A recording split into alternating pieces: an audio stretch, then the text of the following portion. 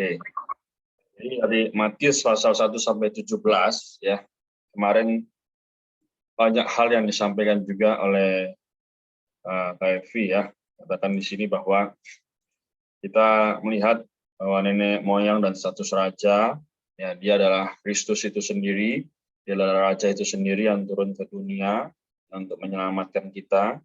Dia rela menjadi manusia supaya kita yang hari ini hidup, ya tidak hidup berdasarkan diri sendiri, tapi berdasarkan Dia yang telah mati ya nanti di pasal 28 di akhir dari kitab Matius, ya, supaya kita boleh menyebarkan bagaimana dirinya terus menjadi Allah yang memimpin banyak orang untuk diselamatkan. Oke, lalu kita juga lihat bahwa hari ini katakan sampai pasal yang ke-17 itu kemarin kita membahas di perkara ini ya, bagaimana pengungkapan ya, kali kedua penyaliban dan kebangkitannya, lalu adanya pengusiran setan ayan sampai penetapan wahyu dan visi keputaan Kristus. Nah, ini sungguh sangat bermakna dan dalam, ya, tapi bukan hanya itu saja, bagaimana ini bisa kita aplikasikan dalam kehidupan sehari-hari ya.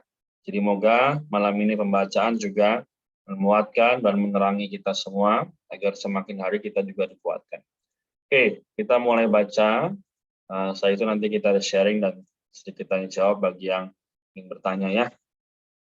Oke, kita boleh baca dulu subjudulnya sama-sama ya. Yang G ini, hubungan antar orang dalam kerajaan. Oke, kita boleh baca satu orang, satu ayat ya, hanya 20 ayat. Oke. Pada waktu itu datanglah murid-murid itu kepada Yesus dan bertanya, siapakah yang terbesar dalam kerajaan surga? Maka Yesus memanggil seorang anak laki-laki dan menempatkannya di tengah-tengah mereka. Lalu berkata, sesungguhnya aku berkata kepadamu, jika kamu tidak bertobat dan menjadi seperti anak kecil ini, kamu tidak akan masuk ke dalam kerajaan surga. Sedangkan siapa saja merendahkan diri dan menjadi seperti anak kecil ini, dialah yang terbesar dalam kerajaan surga. Amin. Ayat 5, siapa saja menyambut seorang anak seperti ini dalam namaku, ia menyambut aku. Tetapi siapa saja menyebabkan salah satu dari anak-anak kecil ini yang percaya kepadaku ini berbuat dosa, lebih baik baginya jika sebuah batu giling diikatkan pada lehernya, lalu ia ditenggelamkan ke dalam laut. Celakalah dunia dengan segala hal yang menyebabkan orang berdosa. Memang hal-hal itu harus ada, tetapi celakalah orang yang mengadakannya. Jika tanganmu atau kakimu menyesatkan engkau, penggalah dan buanglah itu, karena lebih baik bagimu masuk ke dalam hidup dengan tangan buntung atau timpang, daripada dengan utuh kedua tangan dan kedua kakimu dicampakkan ke dalam api kekal. Oke, ayat 9. Jika matamu menyebabkan engkau berdosa, cungkilah dan buanglah itu. Karena lebih baik bagimu masuk ke dalam hidup dengan bermata satu, daripada dicampakkan ke dalam api neraka dengan bermata dua. Ingatlah, jangan menganggap rendah seorang dari anak-anak kecil ini, karena aku berkata kepadamu, ada malaikat mereka di surga yang selalu memandang wajah Bapakku yang di surga. Amin. Karena anak manusia datang untuk menyelamatkan yang hilang. Bagaimana pendapatmu?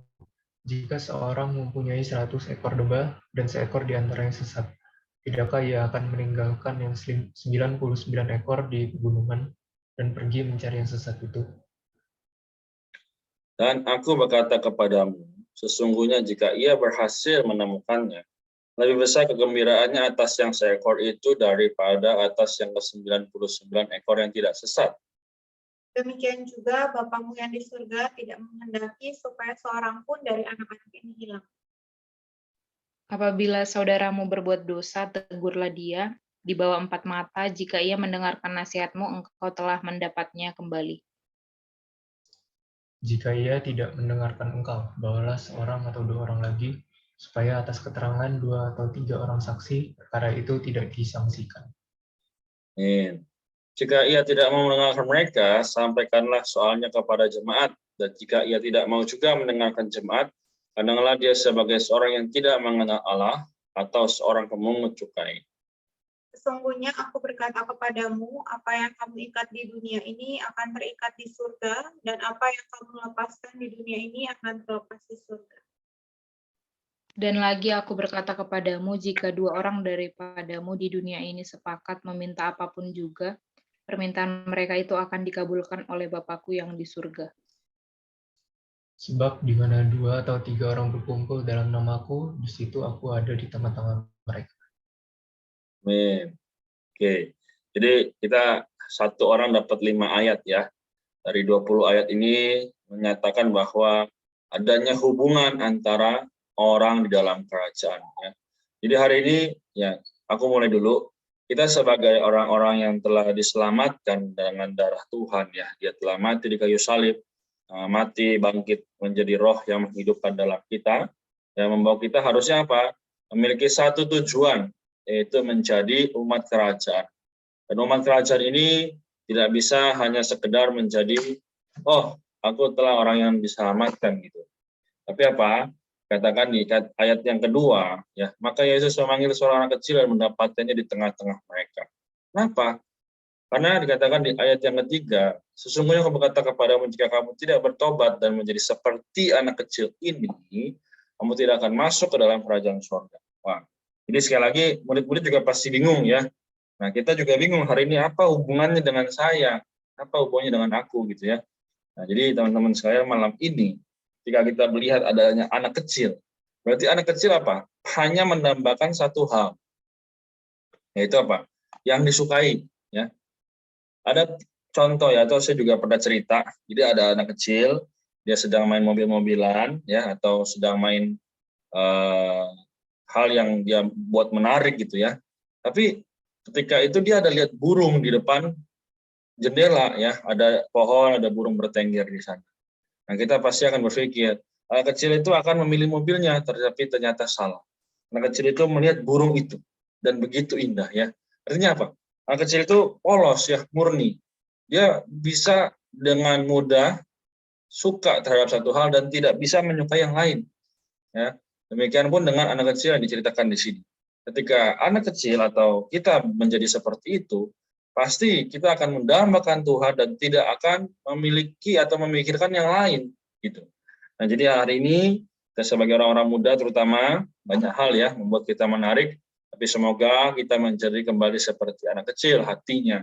Nah, kemudian apa hubungannya dengan mata, tangan ya, disuruh cungkil, disuruh potong, artinya apa? Ini di dalam kerajaan ada standar yang dipertinggi, ya, yaitu kita nggak boleh hidup sembarangan.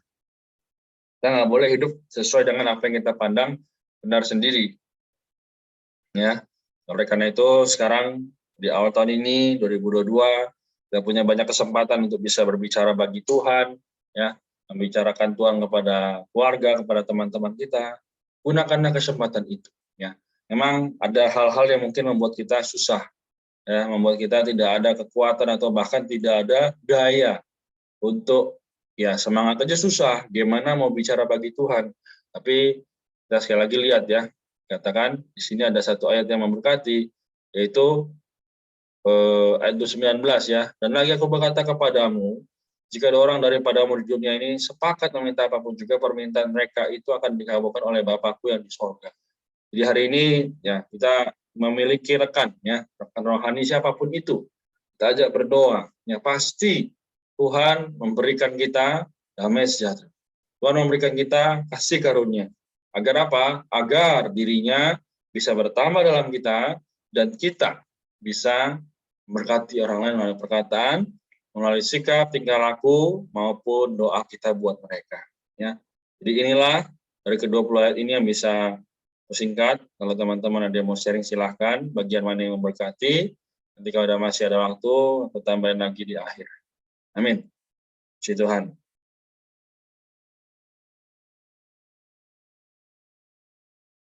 Ada yang mau tanya?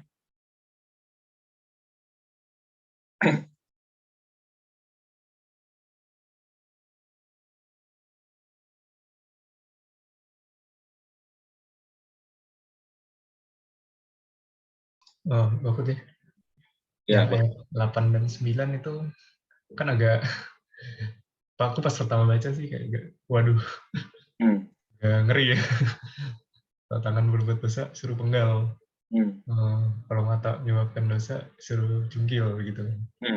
Tapi aku mau tanya, apa maksudnya kayak maknanya gitu loh. Apakah kan nggak literally ya sih? Ya. Masa benar-benar kita penggal, kita jungkil gitu?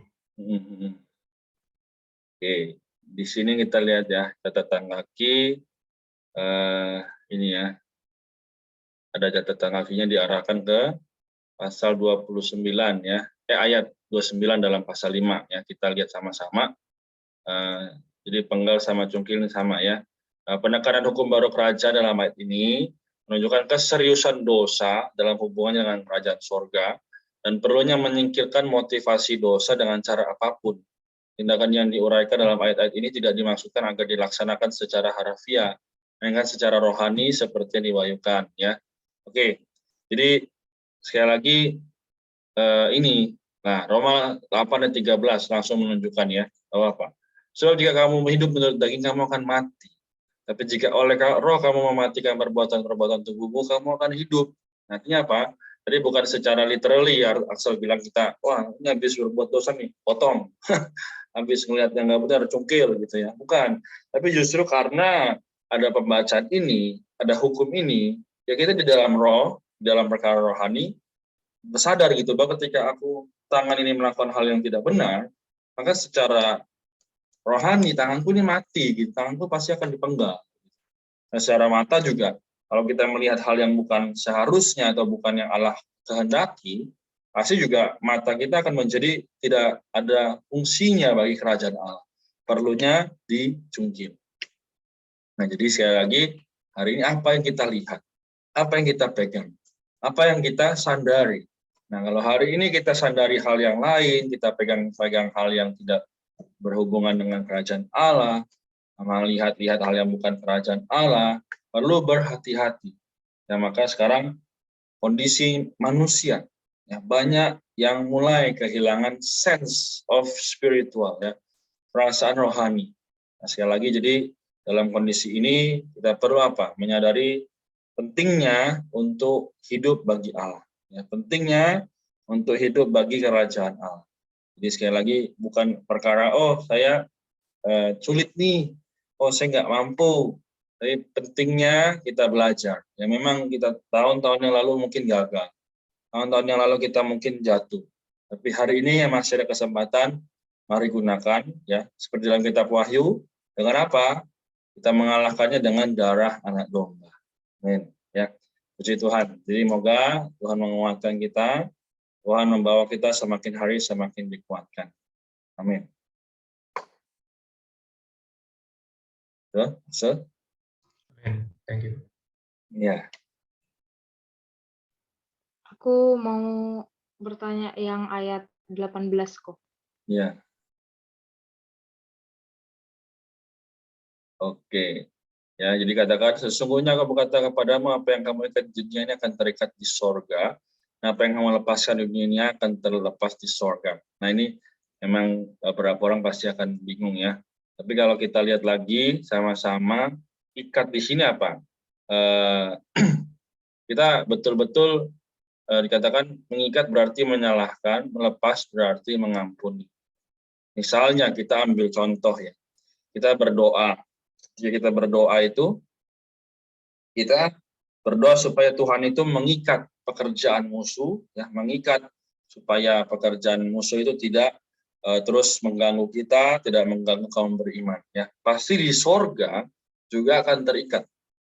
Nah, hari ini kemudian apa yang kita lepas? Ya, kita berdoa Tuhan supaya Engkau melepaskan aku dari dosa, melepaskan aku dari kebiasaan-kebiasaan yang buruk, yang melepaskan aku dari hal-hal yang ya tidak seharusnya aku lakukan. Nah, di sorga pasti juga akan terlepas. Jadi sekali lagi, ya ini bukan berarti perkara kita melepas atau mengikat secara jasmani, tapi secara rohani kita berdoa untuk mengikat pekerjaan yang tidak baik, ya tidak seharusnya dan bukan dari Allah, Kita melepaskan juga perkara-perkara yang mengganggu kita, supaya Allah bisa bekerja dan bisa menyalurkan dirinya ke dalam kita, maupun ke dalam orang lain di sekitar kita. Amin ya, mulia bagi Tuhan. Oke, jadi merasa sudah cukup ya, sudah mendapatkan semua maknanya. Di ayat yang 20 dikatakan, di mana 2 atau 3 orang berkumpul dalam namaku, di situ aku ada di tengah-tengah mereka. Nah, ini bukan hanya sekedar kita berkumpul malam ini ya, berempat misalnya, tapi justru di dalam nama Tuhan ya. Banyak orang berkumpul 2-3 orang bahkan lebih.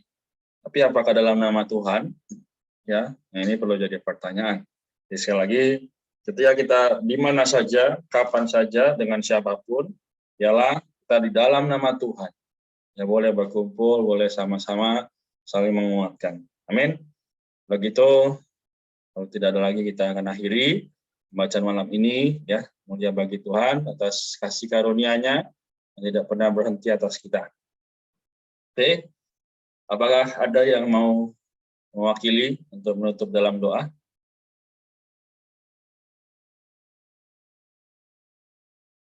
Amin. Kalau gitu aku bantu ya, kita tutup dalam doa sama-sama. Kita persembahkan lagi masa muda kita. Amin. Mari kita berdoa. Tuhan, kami bersyukur kepadamu, segala perkara kami serahkan kepada Tuhan. Dikau yang memelihara kami. Hari ini mungkin banyak kekhawatiran, banyak kecemasan yang terjadi. Tapi Tuhan, kami tahu itu adalah Allah yang setia. Kami mengikat yang setiap pekerjaan musuh yang terus mengganggu kami tidak bisa bersukacita, yang melepaskan setiap hal yang juga bukan Allah. Tuhan, moga dirimu menguatkan. Kami di sini ada Axel, ada Eva, Maria, juga diriku. Bahkan juga teman-teman yang belum bisa bergabung. Tuhan, dimanapun dan apapun yang mereka hadapi, ya Tuhan yang sertai. Nah, kami juga percaya bahwa Dikau telah berikan kasih karunia kepada kami semua hari demi hari. Ya, kasih karunia itu menguatkan dan menjadi hal yang mendorong kami untuk hidup bagi Allah. Terima kasih Tuhan, kami berdoa, kuatkanlah kami masing-masing dalam perkuliahan, pekerjaan, pelayanan, ya, sehingga apapun yang kami sekarang pergumulkan, dikaulah jalan keluarnya. Kami berdoa Tuhan, kami berterima kasih. Amin. Oke, kita sampai di sini ya. Kita akan jumpa lagi besok